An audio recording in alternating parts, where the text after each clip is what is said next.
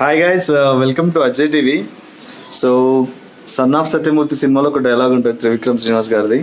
కొన్నిసార్లు పట్టుకోవడం కంటే వదలడం గొప్ప, కొన్నిసార్లు గెలవడం కంటే ఓడడం గొప్ప అని.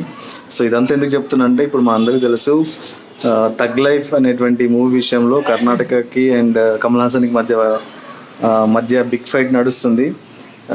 తమిళానికి మూలం ఇది, కన్నడకి మూలం తమిళ్ అని చెప్పడం జరిగింది. సో కర్ణాటకలో చాలా మందికి అది నచ్చలేదు. అతని మూవీని బ్యాన్ చేస్తామని చెప్పడం అనేది అయితే జరిగింది కదా.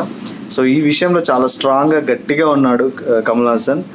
ఫైనల్గా నేనే ఆ సినిమాని బ్యాన్ చేస్తామని కర్ణాటక వాళ్ళంటే, మీరు బ్యాన్ చేసేది ఏంది, నేనే ఆ సినిమాని రిలీజ్ చేయట్లేదని చెప్పి కూడా పబ్లిక్గా ప్రకటించడం జరిగింది. అది ఆ సినిమాకి ఆయననే ప్రొడ్యూస్ అవ్వడం వల్ల దాదాపు 10 నుంచి 15 కోట్లు నష్టపోతున్నాడు. సో దీన్ని మీరు ఎలా చూస్తారు? ఇది కరెక్టా? దీన్ని కమల్ హాసన్ యొక్క ఏమంటారు, పొగరంటారా లేకపోతే సెల్ఫ్ రెస్పెక్ట్ అంటారా? నేను దాన్ని తప్పు ఉద్దేశంతో నేను చెప్పలేదు కాబట్టి సారీ చెప్పను, మీరు తప్పుగా అర్థం చేసుకున్నారు అంటున్నారు. దీనిపైన మీ కామెంట్ ఏంటంటో ఖచ్చితంగా కామెంట్ చేయండి. అదేవిధంగా నా ఛానల్ని సబ్స్క్రైబ్ చేయండి.